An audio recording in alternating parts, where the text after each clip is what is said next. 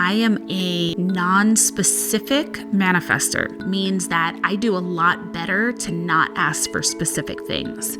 I know sometimes on vision boards, it's like, be specific, blue car, this exact amount of money. That level of specificity leaves God out, and it leaves the room for miraculous energy completely out of things.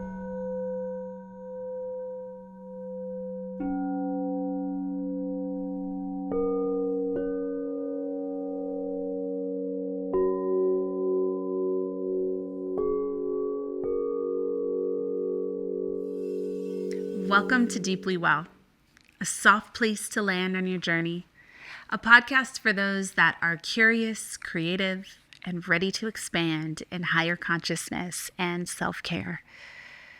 This is where we heal.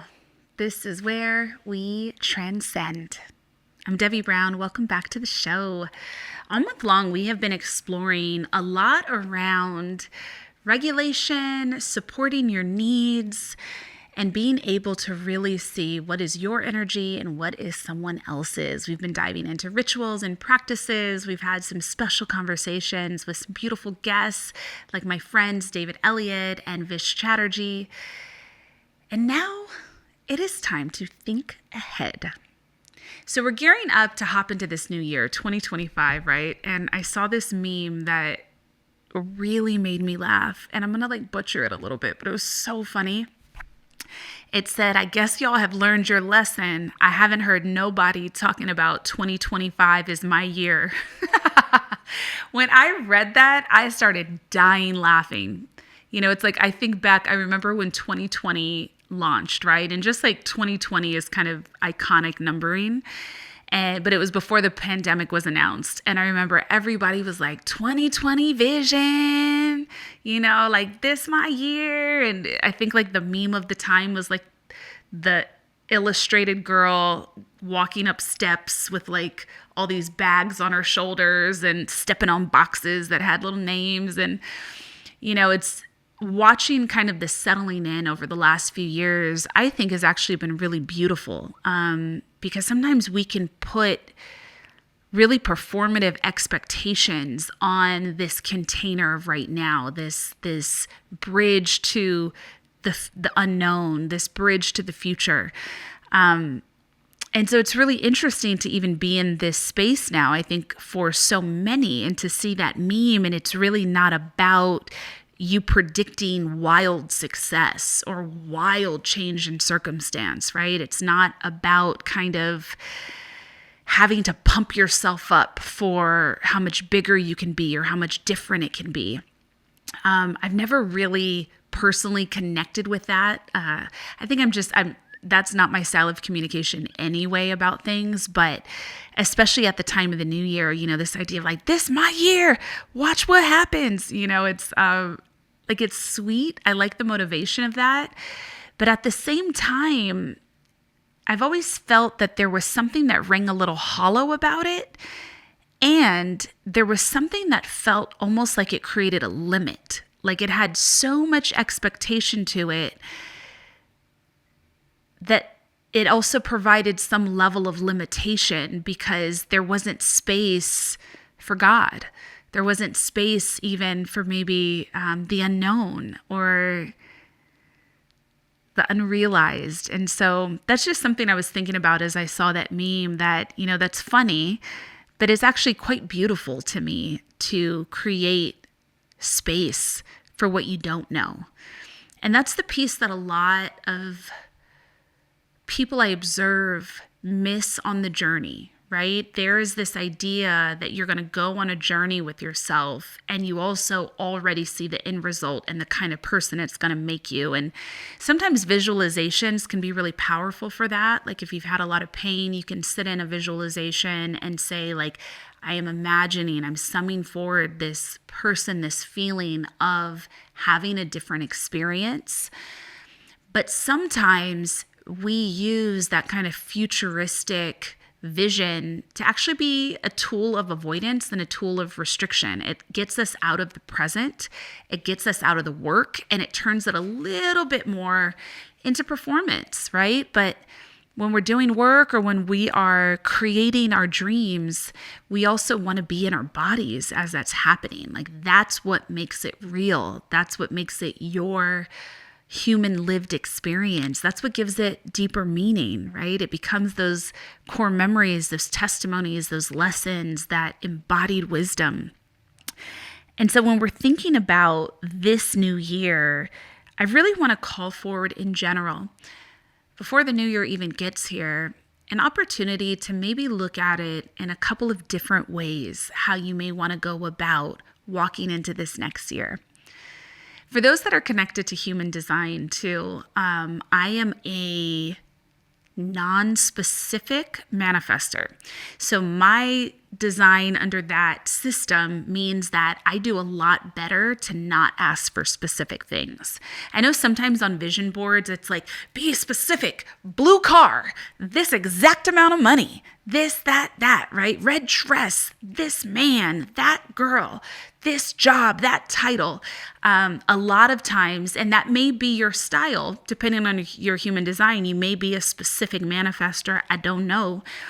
But I do find that that level of specificity leaves God out, and it leaves the room for miraculous energy completely out of things, right? Because it's still such a level of control that is 100% wrapped around your understanding of yourself in this exact moment, your ego in this exact moment, your wants and needs and desires in this exact specific moment.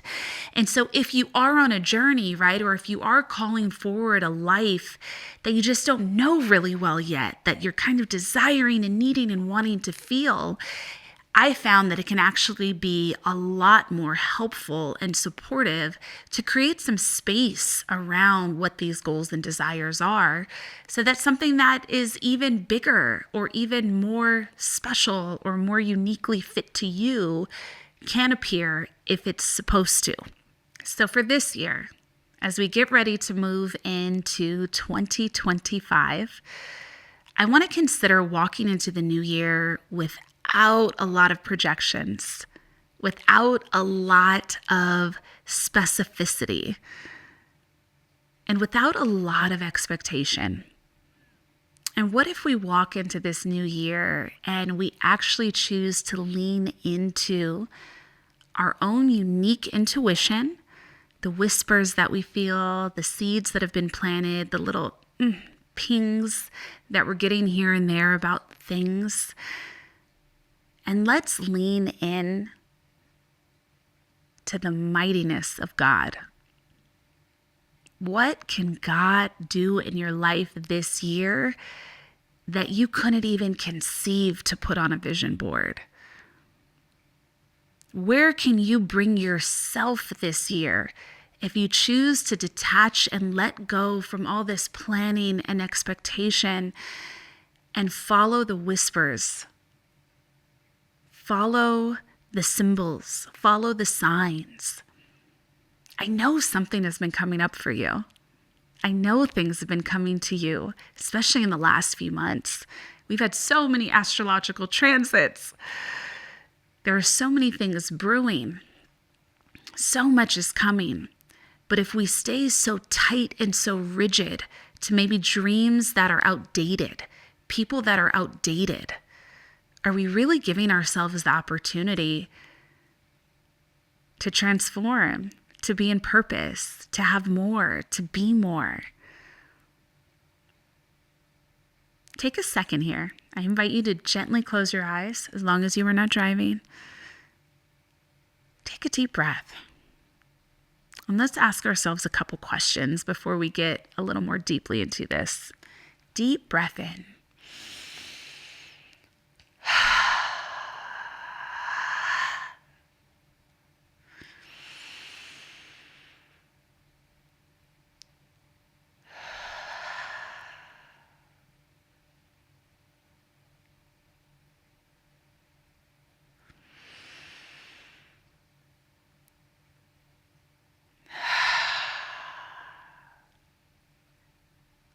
Before I get into some of the work of this episode, Let's just tap into those 4 soul questions that you may have heard me share before. It's one of my favorite meditations. And as I ask each question, you can listen, you can ask yourself internally, but don't rush to fill with an answer. Who am I?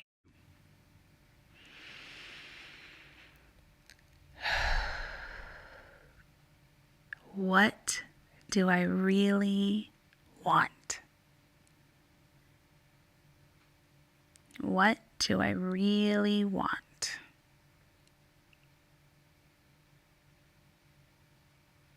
What am I grateful for? What am I grateful for? How can I serve? How can I serve?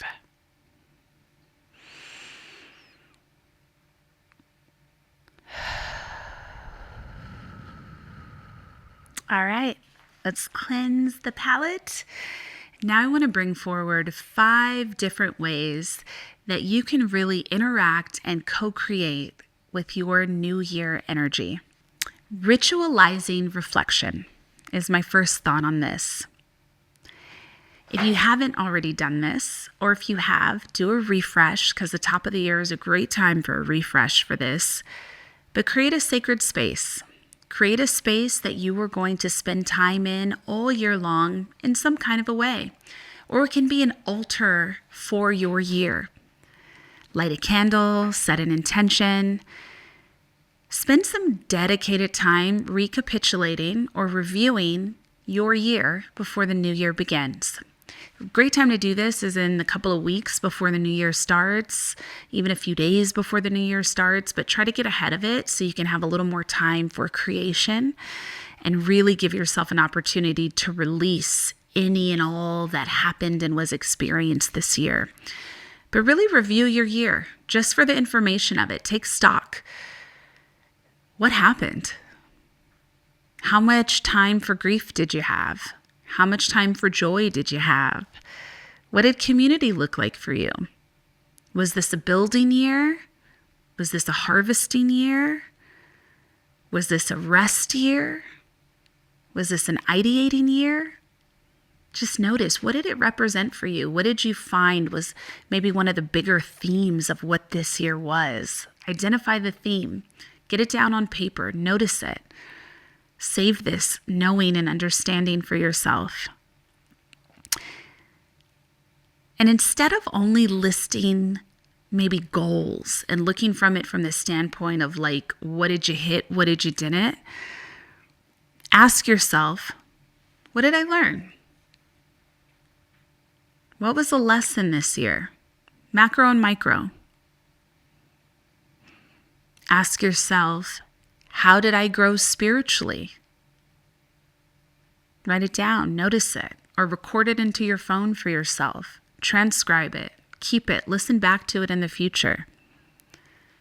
How did I grow emotionally? How did I grow mentally? Creating time for reflection really transforms the way you relate to your life, the way you relate to the experiences that have happened, the way you relate to your memories.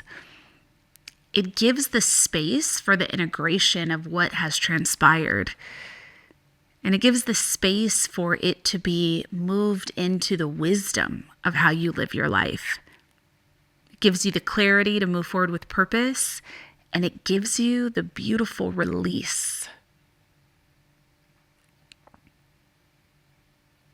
Second on the list of how to move into this next year with your intuition and God as the guide. Embrace spiritual surrender. What if you allowed yourself to dream big, but to gently release the details of it and leave it 100% in God's hands? It doesn't mean that you stop moving, doesn't mean that you stop intending, Doesn't mean that you stop working. You're just holding your intentions lightly without too much put in to what the result is going to be. Now, sometimes and in some ways that we're moving through life, it can be very important and very powerful to have set goals that you are going after and that you are checking off. For everyone that's listening, that really may not be the intended nor necessary path for this year. Notice for yourself what it represents and move accordingly. Is this a goals year? Or is this a year that there can be some space for new creations to emerge? There can be space for faith. There can be space for trust. You'll know what the answer is for yourself. Pray, meditate, or simply affirm, I trust that what is meant for me will not miss me. What is meant for me is headed straight to me with urgency and ease. Surrendering yourself in this way frees you from the pressure of having to control every single outcome, which you can't do anyways. And it opens the door for some divine surprises. Third step, surrendering your 2025 to your intuition and to God.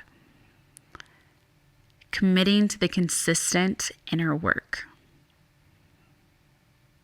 Next year, fan your flames. Turn on your inner oven. Turn on that inner fire. Grow for yourself, create for yourself a soulful routine. What that can look like is daily prayer, daily journaling, mindful movement. What you're hearing and what I'm saying is devote to your daily practice. Grow and devote to your daily practice. How can you meet your own needs at the deepest level? Find practices that keep you spiritually aligned and connected to your higher purpose. This consistent care that you do for yourself, I just cannot overstate it. It's what this show is about. I talk about it 24/7. I talk about it on this show 24/7. But this is what sustains you, right? Like having a practice like this that is really deeply connected to your soul and is in service to your mind and to your body and to your heart. This is what builds your endurance for your purpose. This is what sustains you through the times that are assured to come, that are challenging. We are always dancing between grief and joy. And the practice is what allows you to move through either end of that extreme with grace, with ease, with joy, with purpose, with usefulness, with wisdom. Fourth on the list, surrounding yourself with inspired community. Now, this is a big one. The last few years, we have been diving into the individualistic journey, right? We've been doing our individual work, which has been so important, and it has to be done. But when you do it, then it's time to open back up to community, right? It's that closing of the circle. It's the completion. It is the hero's journey from Joseph Campbell, or it's like in The Alchemist where you slay your dragons, you have your adventure, you have your experiences, and then you return home to share them with your community, to bring them back, to bring the learning back, to bring the knowledge back, to bring the love back, to help everyone create something new. And that's what it really feels like we are ready for those that have been doing the work, right? Now it's time to have the elevated community. So if you want to carry divine purpose into the new year, intentionally connect with communities with mentors, with friends who share your spiritual values and uplift your spirit. It's not about more, and it's not necessarily about new, though sometimes it is. It's really about the depth. Can you go deeper? Can you be deeper with those you're in community with? Can the quality of the experience between you and what you share be higher? Be in the presence of those who also embrace surrender and trust and can spark greater devotion and faith within you. That is really important. That is really important. You cannot be the most hopeful, optimistic person in your friend group. Something's wrong if that's the case. You're a martyr if that's the case. There's something way too self-righteous about it if that's the case. That's not what God's intended path is. It's not for you to be the one of you in your space to the point where it's to your detriment. Being around others that feel that way, that grow that way, that move that way, that is what community is. That is the path. You can dip your toe back onto the other side, right? You can do your good works with people you care about. But when it comes to community, it has to be mutually sustaining for all parties.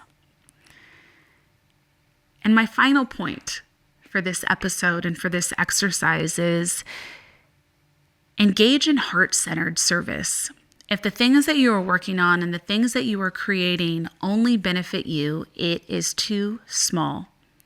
You must be a tree that bears fruit. The things that you are creating should not be for your own self-aggrandizing. It should not be to fill that void of validation that you're craving. It should be for the greater good of all. It should be for humanity.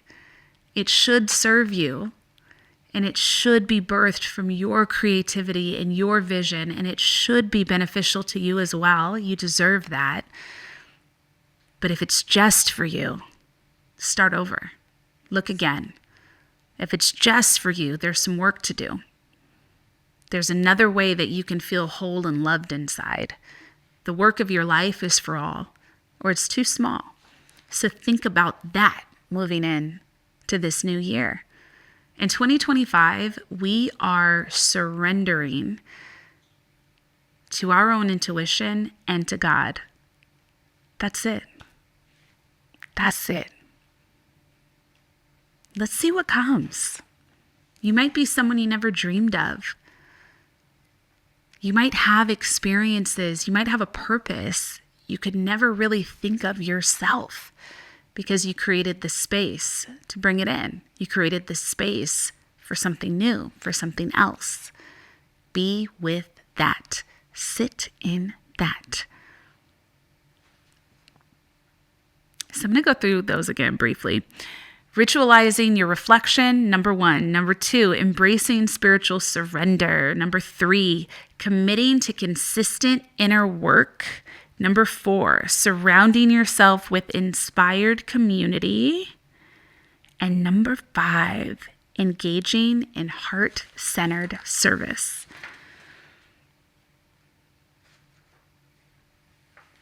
Take a deep breath here. Let's let that settle in.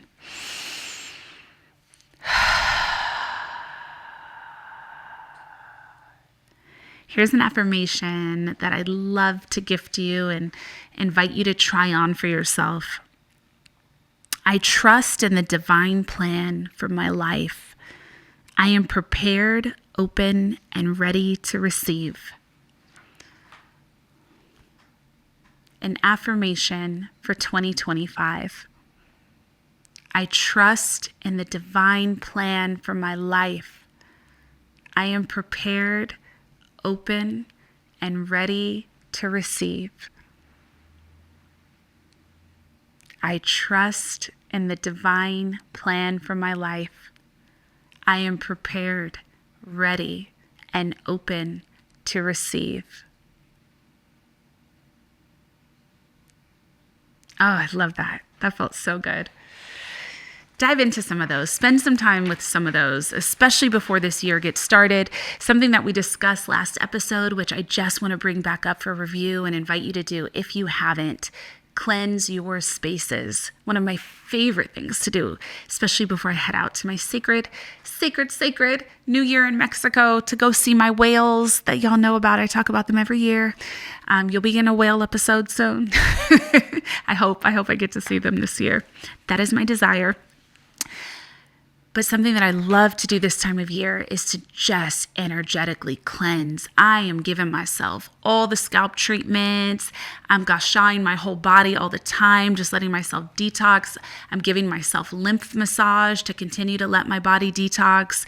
I typically like to eat a lot lighter this time of the year, which is so counterintuitive because the sweets, my God, just everywhere is pie. Like everywhere is something so delicious filled with gluten.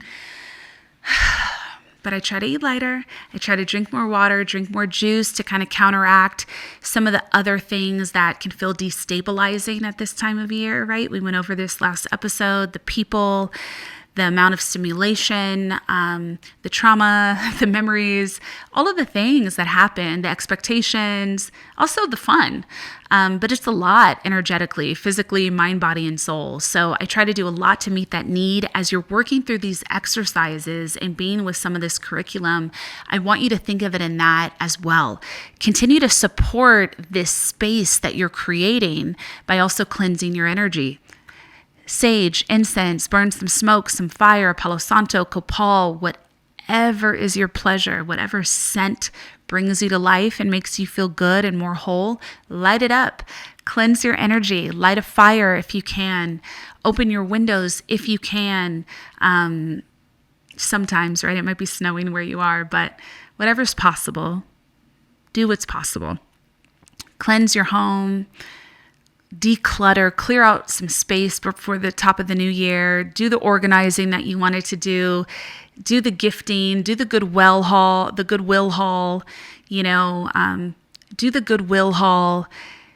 do whatever you need to both energetically, physically make space. You're making space in the physical world, make space in your heart. You're making space in your heart, make space in your mind. You're making space in your mind, make space in your body. You're making space in your body, make space at your home. It all feeds itself, right? All these different chambers always lead back to the whole picture. So consider the facets. Consider all the ways that you're going to show up in those ways. Thank you so much for joining this episode. I cannot wait to see you in the new year. I am open to the miraculous energy of 2025.